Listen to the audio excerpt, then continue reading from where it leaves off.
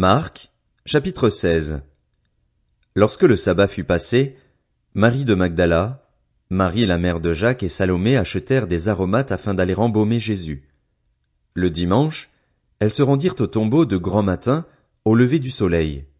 Elles se disaient entre elles, « Qui nous roulera la pierre qui ferme l'entrée du tombeau ?»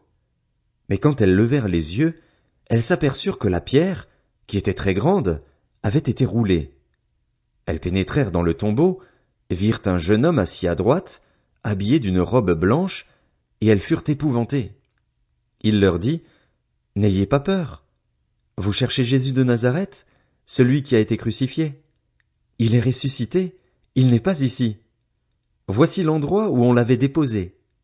Mais allez dire à ses disciples et à Pierre qu'il vous précède en Galilée. C'est là que vous le verrez, comme il vous l'a dit. » Elles sortirent du tombeau et s'enfuirent, toutes tremblantes et bouleversées, et elles ne dirent rien à personne car elles étaient effrayées. Ressuscité le dimanche matin, Jésus apparut d'abord à Marie de Magdala, dont il avait chassé 7 démons.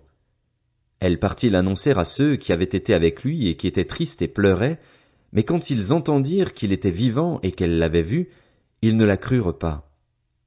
Après cela, il apparut sous une autre forme à 2 d'entre eux qui se rendaient à la campagne. Eux aussi revinrent l'annoncer aux autres, qui ne les crurent pas non plus.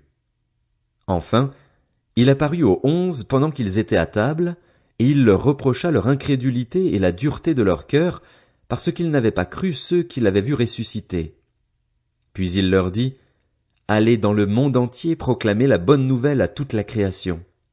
Celui qui croira et qui sera baptisé sera sauvé, mais celui qui ne croira pas sera condamné. Voici les signes qui accompagneront ceux qui auront cru. En mon nom, ils pourront chasser des démons, parler de nouvelles langues, attraper des serpents, et s'ils boivent un breuvage mortel, celui-ci ne leur fera aucun mal. Ils poseront les mains sur les malades et ceux-ci seront guéris. » Après leur avoir parlé, le Seigneur fut enlevé au ciel, et il s'assit à la droite de Dieu. Quant à eux, ils s'en allèrent prêcher partout. Le Seigneur travaillait avec eux et confirmait la parole par les signes qui l'accompagnaient.